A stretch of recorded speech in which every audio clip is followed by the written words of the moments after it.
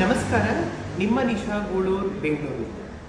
ಇವತ್ತು ನಾನು ಈ ವಿಡಿಯೋ ಮಾಡ್ತಾ ಇರೋದಕ್ಕೆ ಉದ್ದೇಶ ಏನು ಅಂದರೆ, women and child development corporation ವತಿಯಿಂದ ಕರ್ನಾಟಕ ರಾಜ್ಯದಲ್ಲಿ ಟ್ರಾನ್ಸ್ಜೆಂಡರ್ಸ್ಗಳ ಸರ್ವೆ ನಡೀತಾ ಇದೆ.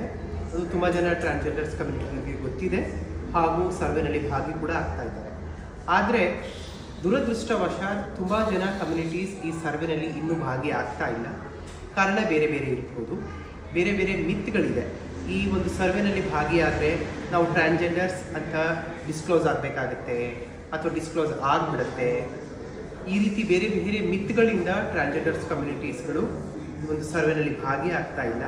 ಆದರೆ ಇದರಿಂದ ಯಾವುದೇ ರೀತಿಯ ಹಾನಿ ಇಲ್ಲ, ಮತ್ತು ಇದರಿಂದ ಉಪಯೋಗನೇ ಇದೆ. ನಮಗೆ ಯಾವ ರೀತಿ ಉಪಯೋಗ ಆಗುತ್ತೆ ಅಂತಂದರೆ, ಇದರಿಂದ ಕರ್ನಾಟಕ ರಾಜ್ಯ ಸರ್ಕಾರ, ಮಹಿಳಾ ಮತ್ತು ಮಕ್ಕಳ ಕಲ್ಯಾಣ ಇಲಾಖೆ ಟ್ರಾನ್ಸ್ಜೆಂಡರ್ಸ್ಗಳ ಡೆವಲಪ್ಮೆಂಟ್ಗೋಸ್ಕರ ಯಾವ್ಯಾವ ಸ್ಕೀಮ್ಗಳನ್ನು ತರಬೇಕು ಅಂತ ಅವ್ರಿಗೆ ಡೇಟಾ ಸಿಗೋದೇ ಈ ಸರ್ವೆಯಿಂದ.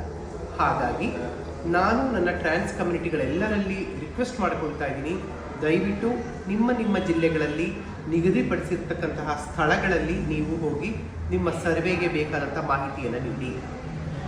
ಎಲ್ಲ ಜಾಗದಲ್ಲೂ ಸರ್ವೆಯನ್ನು ಮಾಡ್ತಾ ಇರ್ತಕ್ಕಂಥವರು ನಮ್ಮ ಲಿಂಗತ್ವ ಮತ್ತು ಲೈಂಗಿಕ ಅಲ್ಪಸಂಖ್ಯಾತ ಸಮುದಾಯದವರೇ ಆಗಿರ್ತಾರೆ. ಹಾಗಾಗಿ ಅವರು ಕೇಳುವಂತಹ ಪ್ರಶ್ನೆಗಳಿಗೆ ನಾವು ಉತ್ತರ ಕೊಡುವಾಗ ನಮಗೆ ಮುಜುಗರ ಪಡಬೇಕಾಗಿಲ್ಲ. ಮತ್ತು ಇದು 100% ಕಾನ್ಫಿಡೆನ್ಷಿಯಲ್ ಆಗಿ ಸರ್ಕಾರ ಮೇಂಟೈನ್ ಮಾಡುತ್ತೆ ಈ ಡೇಟಾವನ್ನು.